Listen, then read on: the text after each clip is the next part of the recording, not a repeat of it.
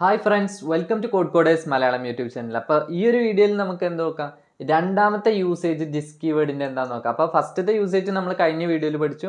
Okay, അപ്പോൾ ഇതിൽ വരുന്നത് ദിസ് എന്ന് പറയുന്നത് to invoke current class method. Okay, current class മെത്തേഡിനെ ഇൻവോക്ക് ചെയ്യാനായിട്ട് എന്ത് ചെയ്യാൻ പറ്റും, നമുക്ക് ദിസ് എന്ന് പറയുന്ന കീവേഡ് യൂസ് ചെയ്യാൻ പറ്റും. ഇവിടെ കൊടുത്തിട്ടുള്ള എന്താ, you may invoke the method of the current class by using the this keyword. If you don't use the this keyword, compiler automatically adds this keyword while invoking the method.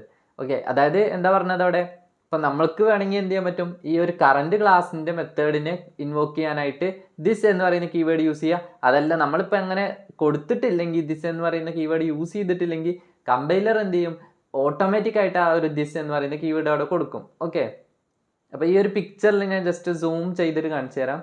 ഇവിടെ നിങ്ങൾക്ക് എന്ത് ചെയ്യാൻ പറ്റും, ഇപ്പോൾ നമ്മൾ ക്ലാസ് എ എന്ന് പറയുന്നൊരു class ഉണ്ട്, അവിടെ വോയിഡ് എം എന്ന് പറയുന്നൊരു മെത്തേഡ് ഉണ്ട്, അതിനകത്തൊന്നുമില്ല. ഓക്കെ, വോയിഡ് എൻ എന്ന് പറയുന്നൊരു മെത്തേഡ് ഉണ്ട്, അതിനകത്ത് നിന്ന് എം എന്ന് പറയുന്ന മെത്തേഡിനെ കോൾ ചെയ്യുന്നു.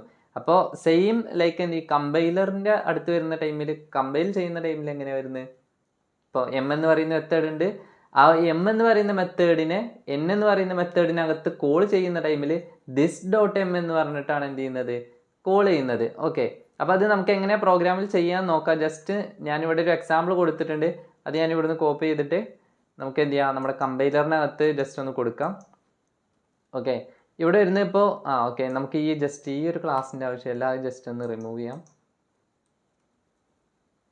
ഓക്കെ, ഞാനിത് ജസ്റ്റ് ഒന്ന് കട്ട് ചെയ്യാണ്. അപ്പോൾ നമുക്ക് ഈ എ എന്ന് പറയുന്ന ക്ലാസ്സിനകത്ത് തന്നെ ഈ ഒരു മെയിൻ മെത്തേഡ് കൊടുക്കണം.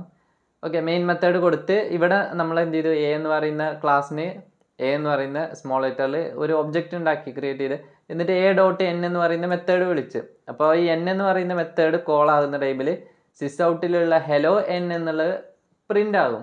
ആ ഒരു ടൈമിൽ പ്രിൻ്റ് ചെയ്ത് കഴിഞ്ഞതിന് ശേഷം എന്ത് ചെയ്യുന്നുണ്ട്, ദിസ് ഡോട്ട് എം എന്ന് പറയുന്ന മെത്തേഡിനെ നമ്മൾ കോൾ ചെയ്യുന്നുണ്ട്.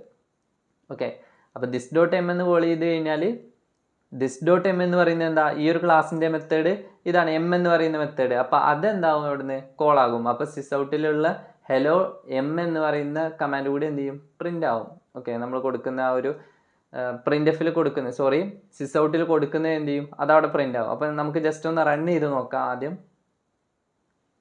ഓക്കെ, ഇവിടെ ഹെലോ എൻ അതുപോലെ തന്നെ ഹെലോ എം എന്നുള്ളത് ഈ ഒരൊറ്റ കോളിനകത്ത് തന്നെ നമുക്ക് കിട്ടിയിട്ടുണ്ട്. ഇതിൻ്റെ അകത്തുനിന്ന് എന്ത് ചെയ്യാണ്, ആ ഒരു മെത്തേഡിൻ്റെ അകത്തുനിന്ന് കോൾ ചെയ്യാണ്, കോൾ ബാക്ക് പോലെ. ഓക്കെ, അപ്പോൾ ഇനി നമുക്ക് ഈ ദിസ് യൂസ് ചെയ്യാതെ നമുക്ക് എന്ത് ചെയ്യാം, കമ്പൈലർ ഓട്ടോമാറ്റിക്കായിട്ട് വിളിക്കുന്നുണ്ടോ നോക്കാം നമുക്ക്.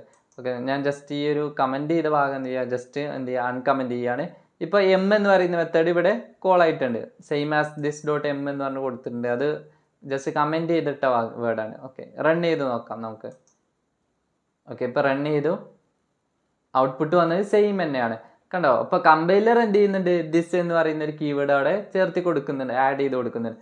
അപ്പോൾ ഇതാണ് എന്ത് പറയുന്നത്, നമ്മുടെ രണ്ടാമത്തെ യൂസേജ് എന്ന് പറയുന്നത്. നമ്മളിവിടെ കൊടുത്തിട്ടുള്ള to invoke current class method, current ക്ലാസിൻ്റെ മെത്തേഡിനെ ഇൻവോക്ക് ചെയ്യാൻ വേണ്ടിയിട്ടും ദിസ് എന്ന് പറയുന്ന കീവേഡ് നമുക്ക് യൂസ് ചെയ്യാം.